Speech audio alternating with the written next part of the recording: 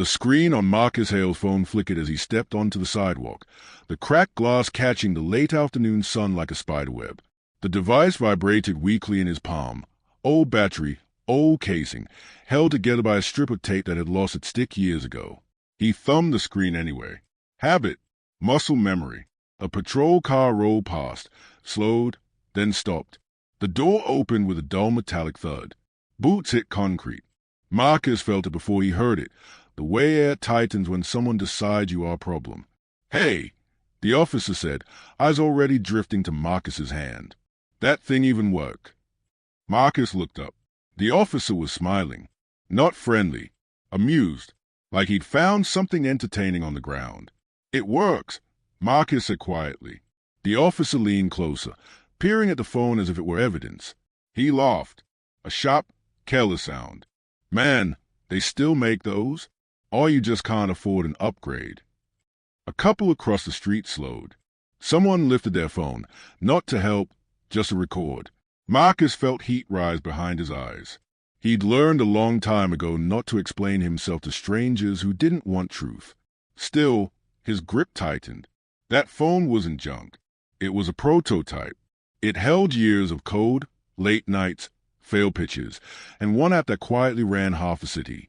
The officer shook his head, still laughing. "You people love hanging on to trash." Marcus opened his mouth to respond, and the officer reached for the phone. "Don't," Marcus said. The smile vanished. "Sir," the officer replied coldly, "step away from the device." The siren chirped once. Marcus realized, too late, that this moment would not end quickly. Marcus Hale noticed a patrol car before it stopped, the slow crawl beside him like a question that already had an answer. He kept walking, shoulders relaxed, eyes forward, phone loose in his hand. The screen dimmed again. Low battery. "Hey!" The word landed behind him, sharp and casual. Marcus stopped anyway. He turned, measured, already calculating tone and posture the way he'd learned to do since he was a teenager. "Yes, officer." Officer Grant Walker stood half out of the cruiser, one hand resting near his belt, the other pointing vaguely at Marcus's phone. He squinted, then grinned. "That thing from a museum." Marcus glanced down. The cracked screen. The tape. He swallowed. "It's mine." Walker laughed. Loud. Comfortable. "Damn. Thought I was seeing things. You still running on that?" A woman across the street slowed. A man pretended to check his watch. "It works," Marcus said. Walker stepped closer. Too close. "Does it? Looks like something you'd steal. Not buy." Marcus felt the familiar tightening in his chest. He kept his voice level. "Am I being stopped for something specific?" Walker ignored the question. He leaned in, peering at the phone like it offended him. "Can't believe you'd walk around with this. Makes you look suspicious." "Suspicious how?" Marcus asked. Walker's smile thinned. "You tell me." Silence stretched. Traffic hissed. A bus sided the corner. Marcus shifted his weight. "If there's no reason for this, I'd like to go." Walker's hand came up. "Hold up. I didn't say you could." He reached toward the phone. "Please don't touch that," Marcus said. Walker froze. Then his expression hardened. "You don't get to tell me what to do." "I'm asking," Marcus replied. "Respectfully." Walker straightened. "Step away from the device." The words were clipped, practiced. Marcus hesitated, then lowered the phone slowly. His heart pounded. He felt eyes on him now. Someone raised a camera. Walker took the phone, turning it over with a smirk. "Wow. You know they make apps for people like you to save money now." Marcus stared at him. "I built one." Walker snorted. "Sure you did."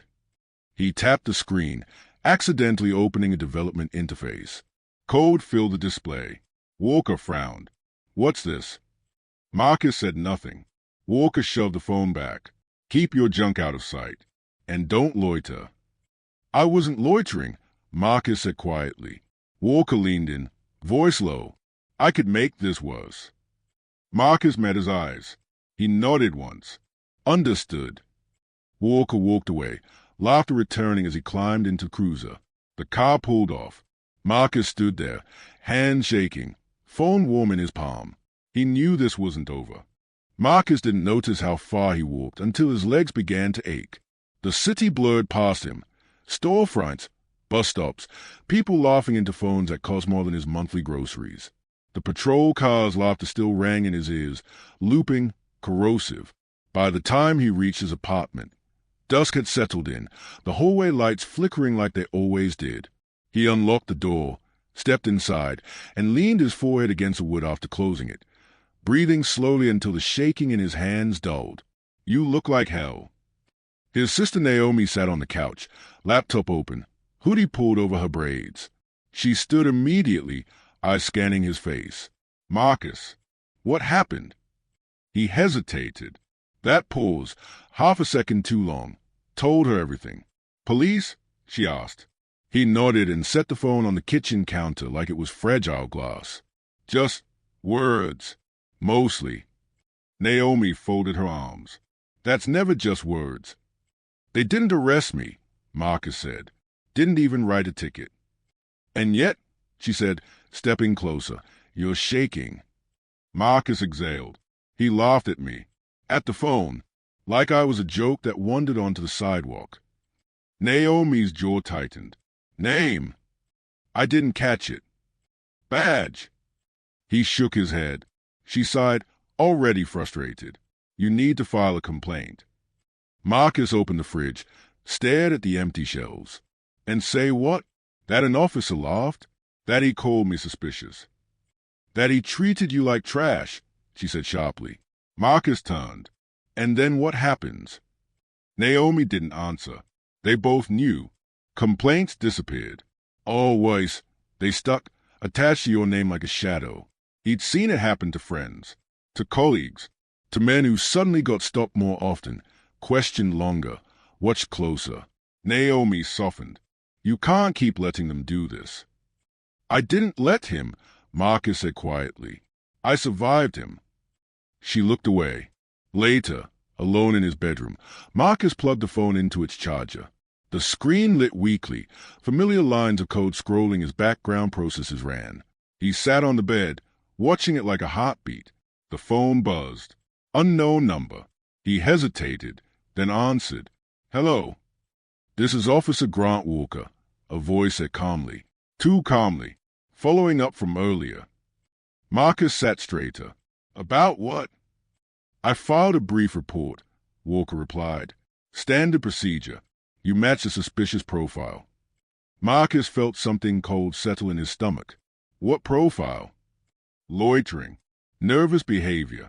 Refusal to cooperate." "I did cooperate." Walker chuckled softly. "That's not how it looked." "Am I being charged with something?" Marcus asked. "No," Walker said. "Not at this time." "Then why are you calling me?" A pause. "Consider this a warning. Keep yourself out of situations that attract attention." Marcus clenched his jaw. "By walking." "By existing the wrong way," Walker said lightly, then corrected himself. "By making choices that raise questions." The line went dead. Marcus stared at the phone. His reflection stared back, fractured by the cracked glass. The next morning, the consequences began quietly. At the office, security greeted him by name for the first time. Not friendly, careful. His badge took longer to scan. The light flickered red once before turning green. Probably just a system, the guard said, not meeting his eyes. In the break room, conversation stopped when Marcus entered. A co-worker he'd known for 3 years gave him a tight smile and looked back at her coffee. At his desk, an email waited. Subject, internal review, access audit. Marcus frowned and opened it. Routine review, it said. Please be available for questions. Routine didn't feel like this. At lunch, he sat alone, scrolling through news on his phone. A local article caught his eye. Police increased patrols in response to suspicious activity reports. No names, no faces. Just language, vague, flexible, dangerous. His phone buzzed again. "Naomi, did you hear from them?" Marcus typed back slowly. "Yeah." He called. Said it was a warning. 3 dots appeared. Disappeared. Appeared again. That's not a warning, she finally wrote. That's a threat. Marcus set the phone down. Around him, the city moved normally. People laughed. Sirens wailed somewhere far away. He realized then what the officer had taken from him. Not his phone, not his freedom, his sense of safety. And once that was gone, everything else felt provisional, temporary, conditional, waiting to be revoked.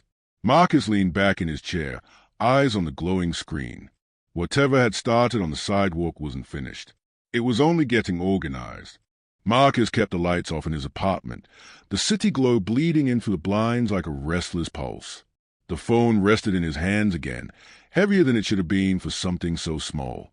He powered it on, ignoring the warning about battery health, ignoring the faint heat against his palm. The code bloomed across the screen. Naomi knocked once, then stepped inside his room. You've been staring at that thing for an hour. It's not a thing, Marcus said. She sat on the edge of the bed. I know. I just wish the world did. He didn't answer. His thumb scrolled through folders labeled by years instead of versions. 2012, 2013, 2014, before the meetings, before the lawyers, before the press releases that carefully removed his name. Naomi watched the screen. Is that? The first build, Marcus said. The real one. She exhaled slowly. You wrote all that on this phone. And a borrowed laptop that overheated if I opened more than 2 tabs, he said. This was faster. Naomi shook her head, half awe, half anger, and he laughed at it. Marcus smiled without humor. Everyone did. The memory came back sharp and uninvited. A cramped coffee shop. Marcus hunched over a sticky table, phone plugged into a wall outlet meant for a soda machine. A man in a suit had leaned over his shoulder, glanced at the screen, and smirked. You coding on that? The man had asked. Marcus nodded. It's temporary. Everything about this looks temporary, the man replied, already walking away. Naomi's voice pulled him back. You ever think about telling them? About the app? About you? Marcus locked the phone and set it beside him. I did, at first. He stewed and paced. They didn't want a story. They wanted a face that made them comfortable. So we agreed. Company name forward. Team forward. Mission forward. No distractions. Naomi scoffed. You being black was a distraction. In their words, Marcus said quietly, it was optics. She shook her head. So now a cop gets to call you suspicious because you don't look rich enough. Marcus stopped pacing. Because I don't look like what they think success looks like. His phone buzzed on the bed. A message notification lit the screen. Unknown, this is your chance to stay out of trouble. Marcus stared at it. Naomi leaned forward. Who is that? He showed her. She stood immediately. No, absolutely not. That's harassment. It's documentation, Marcus said, surprising himself with how steady his voice sounded. His leaving a trail. You shouldn't have to collect evidence just to exist, she snapped. Marcus nodded. But here we are. The next day, the questions came. Can you explain why your access logs show late-night activity? It's my job. Why didn't you notify your supervisor? I did, 3 months ago. Do you feel under stress? Marcus looked at the HR representative across the table. Is this about performance? She smiled thinly. We're just ensuring workplace wellness. When he left the room, 2 co-workers avoided his eyes. One whispered, be careful, like it was advice instead of an apology. That evening, Marcus sat at his desk at home, the old phone connected to a monitor by a mess of adapters. Lines of code streamed past as he debugged a minor issue in the app's municipal interface. Cities depended on this system. Traffic flow, emergency response timing, public transit optimization. Billions of data points. Built on a phone that could barely hold a charge. His email pinged.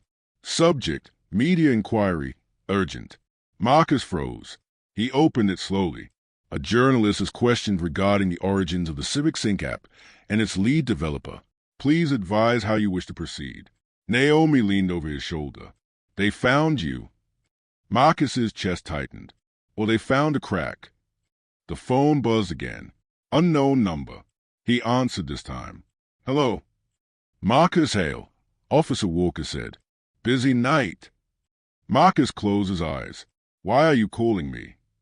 "I heard you work in tech," Walker said. "Funny thing is, a guy like you doesn't usually." Marcus opened his eyes. "A guy like me?" Walker laughed softly. "Relax. Just saying. People notice patterns." "You're crossing a line," Marcus said. Walker's tone cooled. "You don't get to decide where lines are." A pause. "I'd hate for that little device of yours to raise more questions," Walker continued. "Old tech can hide things."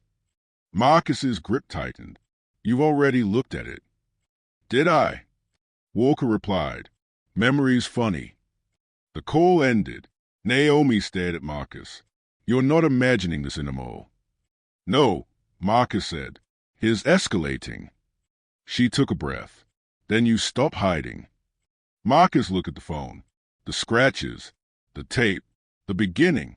"If I step forward," he said, "I can't step back." Naomi met his eyes. "You shouldn't have to be brave, but you are." Marcus opened a new message window and typed a single sentence to the journalist. "I'm willing to talk." On the record, he sent it. Outside, a siren wailed closer than usual. Marcus didn't flinch this time. Whatever power Officer Walker thought he had, it rested on silence, and Marcus was done protecting everyone but himself.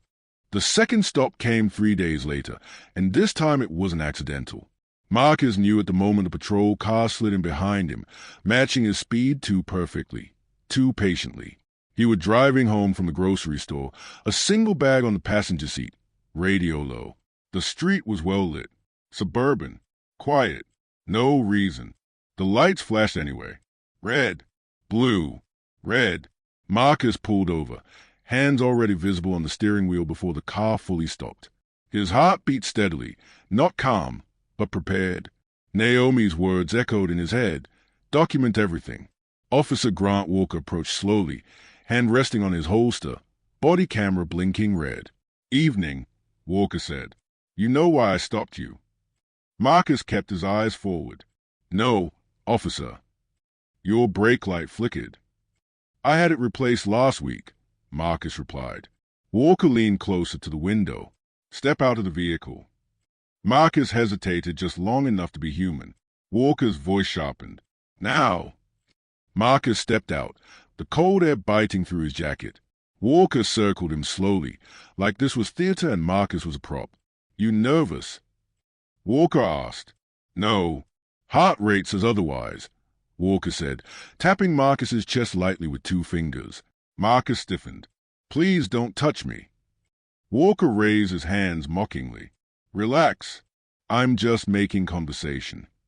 Another cruiser pulled up behind them. Then another. A neighbor's porch light flicked on. Walker glanced toward the street, then back at Marcus. "Hands behind your back." "Am I being detained?" Marcus asked. Walker smiled. "You are now." Cold metal closed around Marcus's wrists. The sound was louder than it should have been. "This is unnecessary," Marcus said quietly. Walker leaned close, voice low enough that only Marcus could hear. "You should have stayed quiet."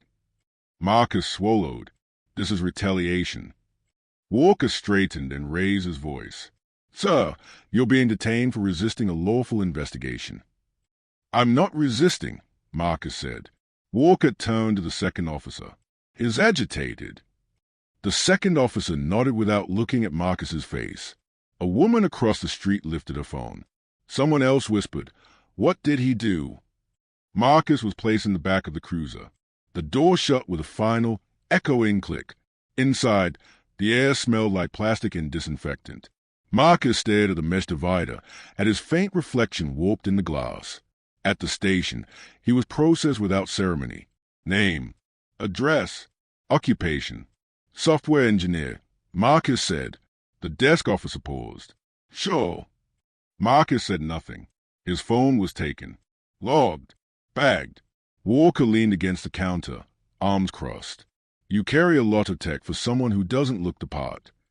Marcus met his eyes. "What does the part look like?" Walker shrugged. "Clean phone. Clean car.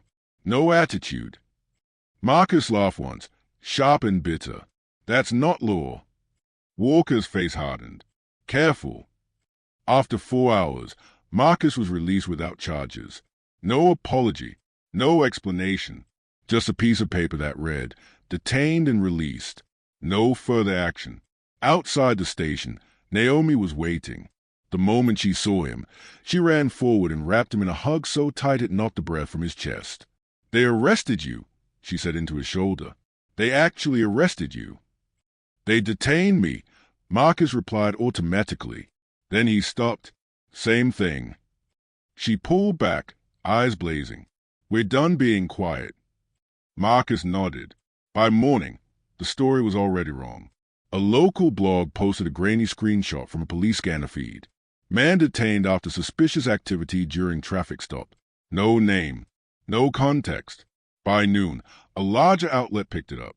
Police questioned tech worker during routine stop. The comments were worse. If he wasn't doing anything wrong, why so defensive? Looks guilty to me. Marcus sat at his kitchen table. Phone returned but wiped clean, scrolling until his chest felt hollow.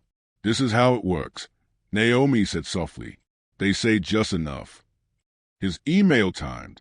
The journalist again. We need to move fast. They are shaping the narrative. Marcus typed back. So am I.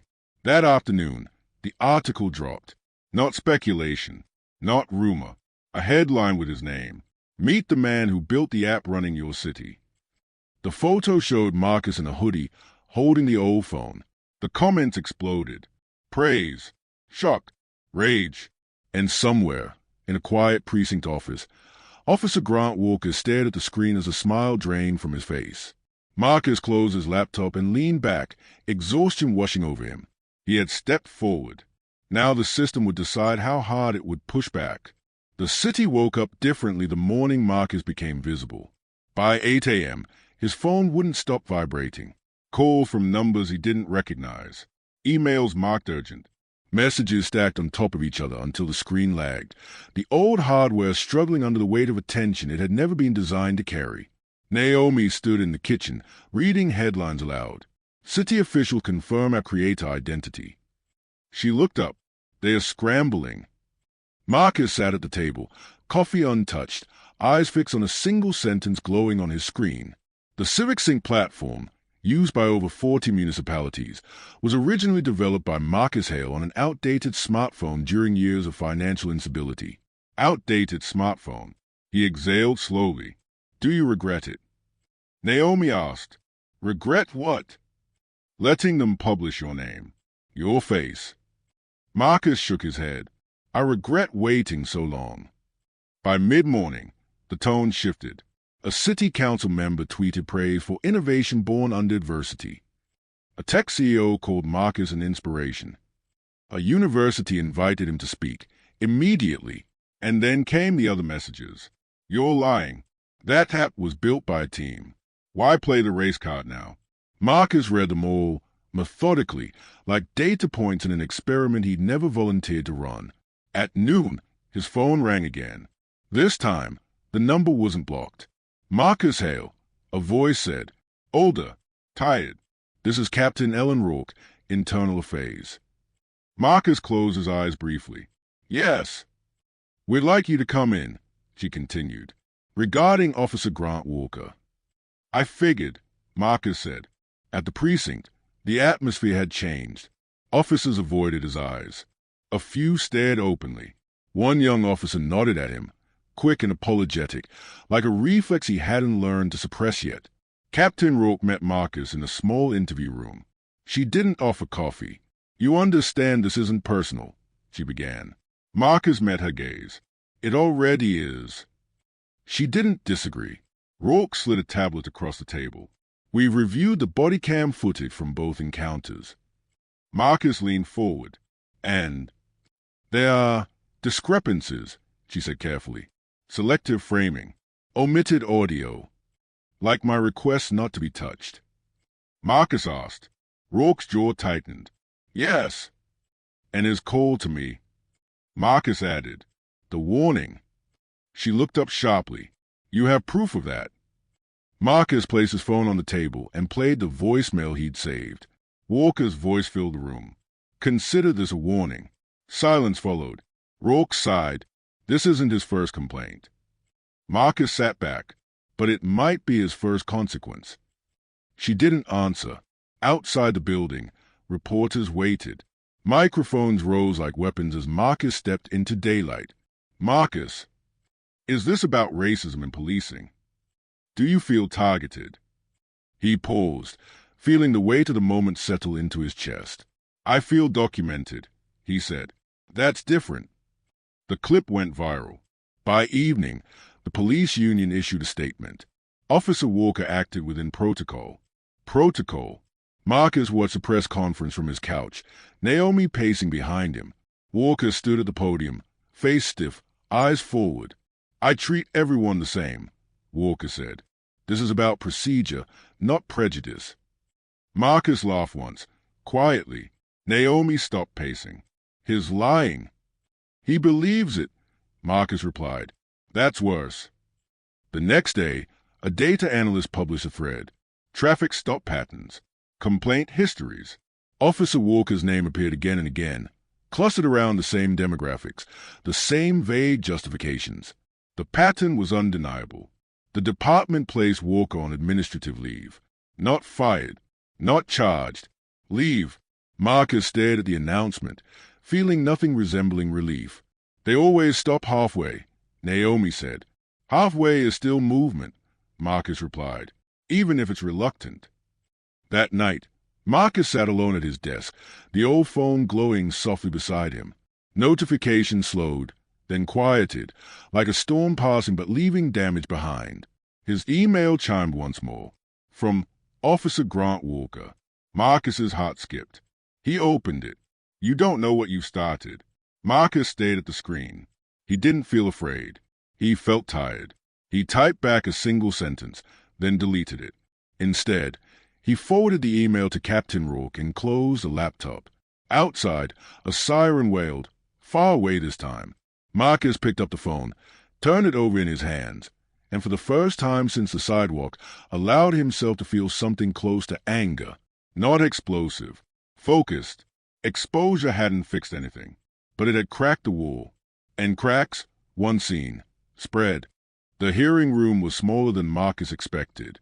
No grand chamber. No sweeping gestures of justice. Just beige walls, a long table, and fluorescent lights that hummed faintly like they were tired of illuminating uncomfortable truths. Marcus sat at one end with Naomi beside him, her foot tapping a steady, angry rhythm against the floor. Across from them sat Captain Rourke, two attorneys from the city, and a union representative whose expression suggested he'd already decided how this would end. Officer Grant Walker entered last.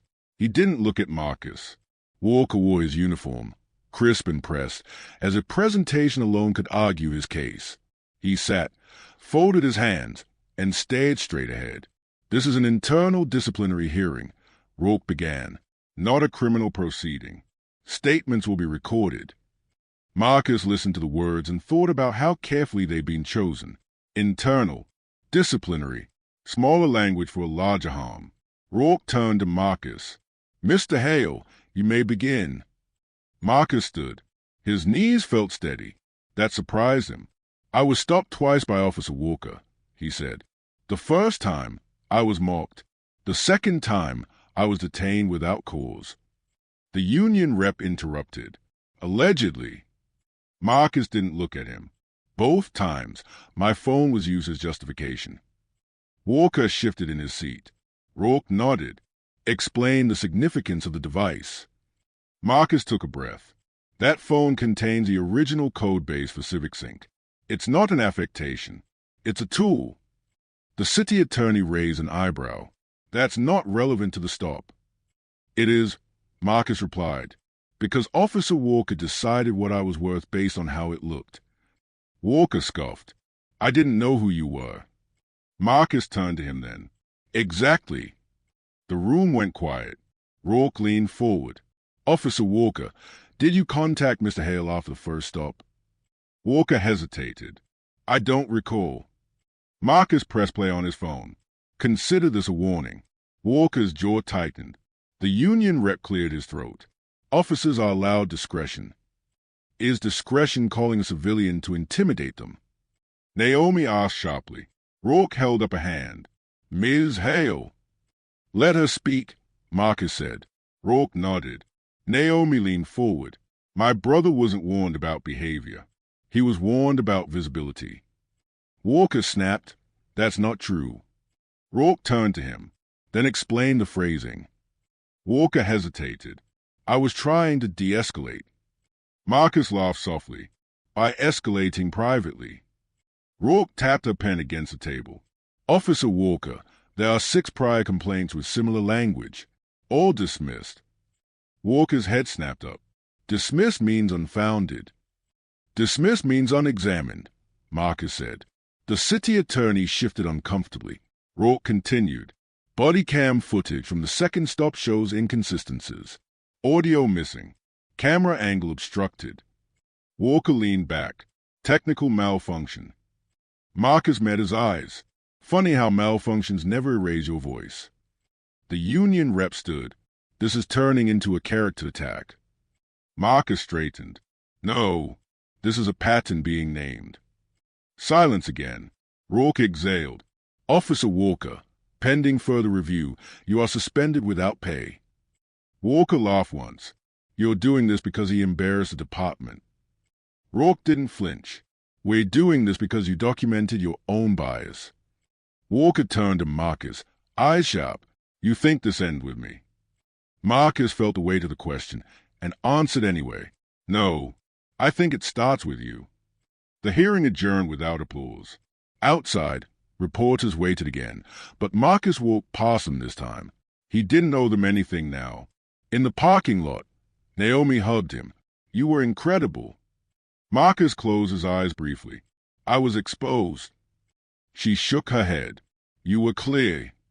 That night, alone, Marcus lay awake, staring at the ceiling. Every word replayed. Every look. Every moment where he'd wondered if he was imagining things, now confirmed, recorded, undeniable. Justice hadn't arrived, but accountability had knocked. And for the first time since the laugh on the sidewalk, Marcus slept without his phone clutched in his hand. The fallout didn't arrive all at once. It seeped in, quiet and uneven, like smoke finding cracks in a sealed room. Officer Grant Walker's suspension made headlines for a single news cycle. The phrasing was careful, sanitized. Administrative action pending further review. Marcus read the article on his phone while standing in line at a pharmacy. The man behind him leaned forward, peering at the screen. That you? The man asked. Marcus nodded once. Good, the man said. About time. Marcus wasn't sure what to do with that. Praise felt as uncomfortable as suspicion these days. He paid for his prescription and walked out, the automatic doors sliding shut behind him like punctuation. At Wake, the tone shifted again, this time toward reverence. Executives requested meetings that used to take months to schedule. People laughed at his jokes a beat too late, a beat too loudly, and in turn asked for a selfie. You okay? Naomi asked that night as Marcus dropped onto the couch, exhausted. I'm visible, he said, which isn't the same thing. Emails continued to pour in. Speaking invitations, awards, panels on resilience and innovation. Marcus declined most of them. Then came the subpoena. Captain Rourke called personally. The district attorney wants to pursue charges. Falsified reports. Misuse of authority. Marcus closed his eyes. Against Walker. Yes. How confident are you? Marcus asked. There was a pause. Confident enough to try. Walker's attorney went on television that evening. This is a witch hunt, the attorney said. My client is being sacrificed to appease public outrage. Marcus watched from his kitchen, arms crossed. Naomi scoffed. They always call accountability a witch hunt. The trial prep was brutal. Marcus sat through depositions where Walker's legal team dissected his life with surgical coldness. Why did he keep the old phone? Why didn't he identify himself sooner? Why was he recording interactions? So you admit, the attorney said, that you anticipated conflict. I anticipated reality, Marcus replied. The courtroom murmured. Outside, Walker avoided cameras. Inside, his arrogance returned in flashes. "You enjoying this?" Walker muttered once as they passed in the hallway. Marcus stopped. "No." Walker laughed bitterly. "You ruined my career." Marcus turned fully to him. "You ruined it yourself." Walker's smile vanished. "You think they'll protect you forever?" "I don't," Marcus said. "That's why I spoke." The verdict came on a rainy Thursday. Walker was found guilty of falsifying reports and violating departmental conduct policies. Criminal charges followed, minor, procedural, but real. The judge's words were restrained. No speeches, no symbolism, just consequences. Outside the courthouse, microphones surged forward. "How does it feel?" someone shouted. Marcus paused. "It feels late," he said, "and necessary." Walker was escorted past him, eyes down, jaw tight. For a moment, just a moment, Marcus felt something like pity. Then he remembered the laugh. That night, Marcus stood alone on his balcony, rain tapping softly against the railing. The city moved below him, unchanged. Sirens still wailed. Patrol cars still rolled. Naomi joined him, handing him a mug of tea. "You did something important." Marcus nodded. "And it cost something." "What?" He looked at the phone in his hand. Notifications had slowed, the world's attention already drifting. "My illusion," he said, "that excellence alone protects you." Naomi leaned against him. "What now?" Marcus watched the rain streak down the glass. "Now," he said, "I live with what I know." The conference hall was packed, but Marcus felt strangely calm. He stood backstage, the old phone resting in his pocket for the last time. Naomi squeezed his hand. "You ready?" "No," Marcus said, "but I'm here." The moderator announced his name. Applause followed, warm, sustained, imperfect. Marcus stepped into the light. He didn't start with code. He didn't start with success. "I was stopped by a police officer because my phone looked old," he said. "That's not a metaphor." The room quieted. "I built an app that helps cities function," Marcus continued. "But none of that mattered in that moment. What mattered was how I looked, what I carried, what assumptions followed me." Faces in the crowd shifted. Recognition, discomfort. "I don't tell this story for inspiration," he said. "I tell it because systems don't fail accidentally. They fail consistently." Afterward, people lined up to thank him. Some cried. Some apologized for things they couldn't quite name. Marcus accepted it all gently, distantly. That evening, alone in his apartment, he sat at his desk. The phone lay before him, screen dim, battery nearly gone. He scrolled once more through the earliest files, the first lines of code, the notes written at 3 a.m. when hope felt theoretical. He powered it down, not because it was obsolete, because its work was done. Marcus placed it carefully in a drawer and closed it. Outside, the city hummed. Not healed, not transformed, but documented.